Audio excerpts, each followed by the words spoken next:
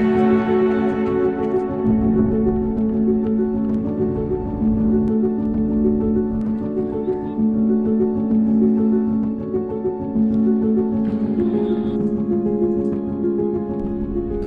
been a competitive runner for over a decade now, and I can confidently say that the last 18 months has been the hardest time for me as an athlete. After a long time of not PRing and having bad races and what seemed like just never-ending injuries, I really had to get real with myself and think about if college running really was for me, and if it was something that I wanted to pursue. And so in this video, I want to share what I've learned battling injuries and disappointments, and also what it feels like to come out on top and to have breakthrough moments. What's going on, everybody? My name is Gavin Pollock, and I am a Division I runner at Idaho State University, and I also have a video production company and post content about what it's like to be a college student athlete as well as running a business. Really, from the beginning, my relationship with collegiate running has been unique. After high school, I took 3 years off before I went to college. 2 of those were serving a church mission, and then 1 of them was used starting my video production company. And I got to a point where the company was going well enough that I wasn't even sure I wanted to go to college. And there was this debate for kind of a while of whether that was something I wanted to do, but ultimately I was lucky enough to get a walk-on roster spot opportunity, and I knew that I wanted to compete again. I knew that I missed competing and I missed racing, and so I was excited to start my collegiate running career. So despite not putting spikes on for over 3 years, I decided to come out to ISU and run. And that first summer of training went really well. And I was able to get pretty fit, and I was able to be one of our top 3 guys that cross country season that fall.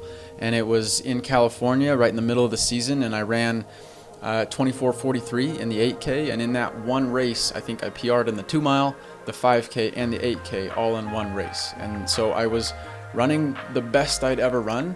The problem is my shin hurt, and it had been hurting for a couple weeks, and that race in particular was kind of a tipping point for me where I started to go downhill because I wasn't able to train as much because it really hurt.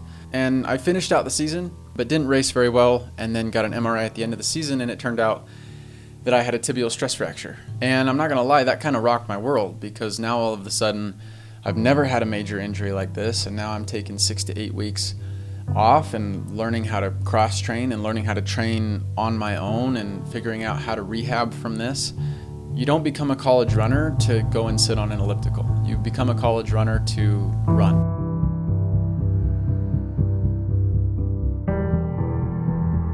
And so when you're having to train alone every day for hours at a time, cross training and then going to rehab, it's tough. It's tough mentally. And I didn't race that indoor track season that winter.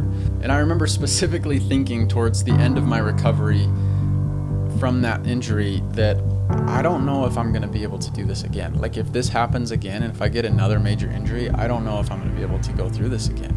This much training on my own and this much rehab, like, it's a hard time mentally. Luckily, however, after I recovered from that and I sat out the indoor season, I had one of the best, probably the best track season of my entire life in outdoor that following season. And I ran some really fast times, and I was feeling awesome. Like, I have never felt that good running before, and that translated pretty much directly into the following summer, and then my sophomore year of cross country. I had the best cross country season of my entire life as well. And just super optimistic about the future of running, right? I was, just finished my freshman year, sophomore year, got a lot of years ahead of me, and I was super stoked about the future. And then right after my sophomore year of cross country ended, that's when things really took a turn, and things just kind of started to fall apart. It was just one little injury after the next all throughout that indoor season. And I missed a couple of days of training, and then I'd miss a week of training, and then I missed a race here and there. And then that rolled into the outdoor season of my sophomore year, and I wasn't racing well because I wasn't able to train very much because I was always kind of hurt. And then right in the middle of that season, I was at the Brian Clay Invitational running the 1500, and that's when kind of my worst nightmare happened again. And it's when I was confirmed that we got an MRI result back, and it was confirmed that I had a second stress fracture in my opposite leg. Same exact injury, but different leg. And of course, this was disappointing. And the interesting thing about this time was I knew what was ahead of me now. When I got the first injury, I didn't really know how many hours you needed to spend cross-training, or I didn't really know what it was going to feel like to train alone, or I didn't really know what it was going to be like to rehab. But now I know what it's like. And so it was even more disappointing for me because I knew that I had, 6 months at least ahead of me of resting and rehabbing and cross-training and just slowly getting back into it. And it was tough because that's the thing with these injuries is, a stress fracture really only takes 6 to 8 weeks to heal. But most likely it's been hurting you for at least 2 to 4 months beforehand, and it's been affecting your racing and your training. And it's going to take at least 6 months afterwards for you to be able to build up again and get back into any sort of shape. And especially with how competitive Division I running is, there's not really much room for this. And you really only get 4 years, right? 3 seasons a year for 4 years. And when you spend 10 months dealing with an injury, that's a lot of wasted time. And at this point, I'd already gone through that. And so now I'm having to go through that again. You can ask my wife, when I'm injured or when I'm not running well, I'm not a very nice person to be around. And it's really hard. It's really tough mentally. And I had to sit on the sidelines and watch my team run the rest of the races that year without me. And it felt really unfair, and it wasn't fun. And I think, honestly, the only reason I didn't consider quitting then was because I came back from my first stress fracture so well and better than I was before that I expected that same thing to happen after my second stress fracture. I expected to take some time off and then get back into it that following cross-country season. It would have been the cross-country season of my junior year, and to be running better than ever. And that just didn't happen. I rested and slowly got back into it, and I just didn't feel like myself as a runner that whole summer training. And we also went through a coaching switch, which is always a little bit difficult and a transition. And I just didn't feel good mentally or physically. Things just hurt all the time when I was running. I mean, I spent a long time where I didn't actually feel good. Like, I didn't have a run where I didn't feel pain for a long time. There's nothing worse as an athlete than training and sacrificing as much time and effort as you do, and not only not getting faster, but you're getting slower. And at this point, it had been almost a year of not PRing a single time. And then in the middle of that cross-country season, I went in to get an MRI and pretty much knew exactly what was going to be the result of it. And they got back to me and said I had a third stress fracture in my tibia. And at this point, obviously, you're disappointed and angry and frustrated, but it's also, I knew how to recover from them because I had recovered from 2 before.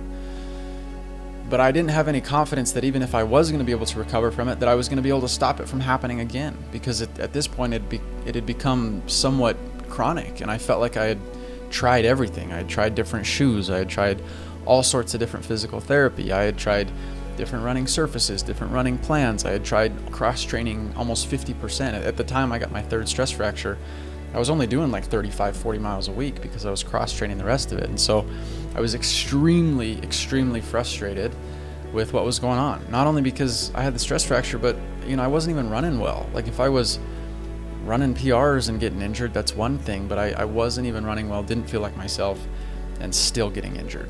And at this point, I'm halfway through my junior year. I've got a year and a half left of college running. I knew I wasn't going to be able to race very much that indoor season because I was going to be recovering from the stress fracture. And I knew it was going to take pretty much the entire outdoor season for me to recover. So I was like, I kind of just have my senior year. And I got to the point where I was like, maybe this isn't for me. Like, maybe this is stupid. Maybe I'm trying to do something that I'm not supposed to be trying to do, and I just need to move on and work on my business and worry about all of these other things I have going on in my life. I can't be halfway in and halfway out. If I'm going to recover from another stress fracture and try and come back and be successful, it's going to take the most amount of commitment that I've had to have so far in my college career. And I didn't know if I was going to be able to muster that. I knew I needed to have some real reasons why I was doing this to be able to continue and to finish out my last year and a half. And what I realized is the day that I quit running in college, right? Not only do I let the injuries win, but I also miss out on the last opportunity I have to what I feel like reach my full potential as an athlete. And that was part of the reason, going back to why I even chose to run in the first place, was because I knew that the structure of a collegiate experience was going to be my best bet at reaching my full potential as an athlete, at least once in my life, right? You look at even the professionals and they try and recreate what we have in college in order to be successful. You have a team that keeps you accountable, and you have coaching, and you have travel experiences and racing experiences, and you have facilities, and you have trainers, and you have all these things that are set up for you to be successful. And I just knew that later on down the road, if I really wanted to run fast and reach my potential as a runner, I wasn't going to be able to do that on my own. And I knew that I had a year and a half left of that opportunity that's been given to me to try and become the best runner and the best athlete that I possibly can. And I didn't want to give that up. I decided that no matter what happened in the next year and a half, I was going to take everything I've learned from my injuries and try and chase down my goals. That was a big decision for me, and it took me a couple weeks to make that decision. And so I decided to be way more consistent with physical therapy. I decided to get back into running way slower than I ever have before. It took me about 4.5 months to get up to 50 miles a week. I knew that I wasn't going to be racing super well that indoor season or even that outdoor season because I had to be so patient with building up, but that was the plan. And I'm not going to lie, I had a couple decent races in indoor, but really indoor and most of my outdoor season of this year, my junior year, has not been very good. I haven't run very close to my PRs. But I've been healthy, and so I've known that I'm on the right path. And this build back from racing has been different. I've been more patient, and I've been more consistent about the little things that are really important, and I've just applied everything that I've learned from the previous injuries. And I got to a place where finally, after like 18 months, 19 months, I was starting to enjoy the sport again. I realized that it had just become a chore for me. And I don't know when that happened, but just eventually, slowly, it was just a chore every day to go and run because I wasn't enjoying it. I wasn't running well. I wasn't improving. I didn't feel good. And finally this year, towards the end, I started to enjoy the sport again. And I realized also that when I can try and run fast and have big goals, but also have the maturity to disconnect my identity from my race times, and have the idea that if I'm going to be doing this, I'm going to have fun no matter what. No matter how I'm racing, I'm going to have fun. And I'm going to allow myself, I'm going to give myself permission to have fun, regardless of how I race. That shifted my perspective, and my workouts started to go better. And I started to enjoy the sport again. And it got to the point where I hadn't raced really well all season. And it wasn't looking like I was going to be able to qualify for the Big Sky Conference Championships. And we had one race left, and it was our home meet. And a bunch of us were in it. And what happened was I ran a converted 353 low for the 1500, which is my main race, which isn't anything special. But the funny thing is it was right at where my PR was a couple years ago, and it was 7 seconds faster than anything I've run this year so far. And it was a huge breakthrough race for me. Honestly, it was the first time I felt like I had actually raced to my potential. It's the first time I felt like I was myself again, and I felt like I could compete. And the crazy part is it was just barely fast enough to get me on the bus to go to the Big Sky Conference Championships in Sacramento this last weekend. And the funniest part about all of this is in Sacramento, I think I was ranked 34th in the conference with that time that I ran. Even being an okay time, I was still ranked 34th. And I was able to somehow qualify for finals after the prelims, which is the top 12 guys. And then I ended up getting 11th in the finals. And so I went from not having a good time at all in the 1500 to having an okay time but being ranked 35th to finishing 11th in the Big Sky Conference Championships in the 1500. So within 3 weeks, almost everything did a 180 and completely shifted. And these things that I had been working towards for a year or more and not ever knowing if they were going to happen, they finally started to pay off. And really, my story's nothing that special, right? I'm not that fast. But I share this because I know that athletics, especially running, it doesn't love you back. And a lot of times you can get into a place where you don't even know why you're doing it anymore. You know, like, why are you putting in so much effort and sacrifice for no results for a long period of time? And I think probably the biggest lesson that I've learned from this experience and from this season and from the last 18 months is that life doesn't always reward the most talented or always reward the most hardworking, but eventually it has to reward the people that just don't quit, the people that just don't go home, right? Like, it has to reward those people because they just show up every single day.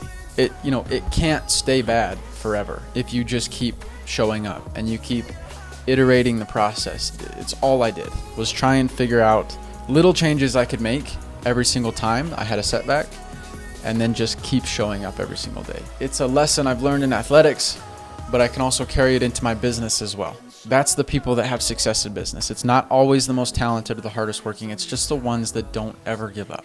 The ones that keep showing up every single day and keep doing the things that they have no idea whether they're going to work or not.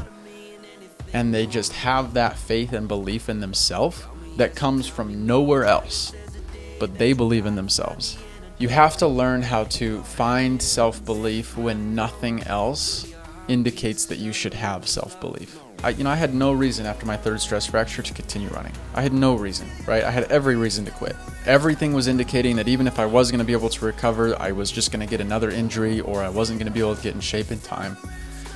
But if I would have quit, it would have taken away those opportunities that I've had. And this is just the beginning, too. I wasn't even really focused on this season. I was mainly focused on my senior year. But if I can just accomplish my goal of trying to reach my full potential as an athlete, and I feel good about that by the end of the year, then I really do think it's all going to be worth it. So if you're one of those people that feels like you're in a hole and you can't get out of it, whether it's from an athletic standpoint or otherwise, just know that so many other people have also been there. We feel like we're the only ones, but one thing I've realized is there's always someone that's had it worse that's done it better. I'm excited to continue to share content surrounding what it's like to be a college student athlete as well as running a business.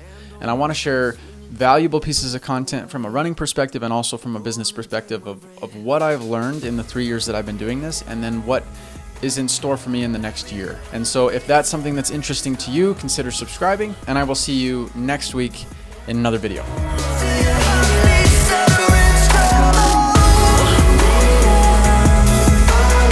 Now I gotta actually make sure I make another video next week.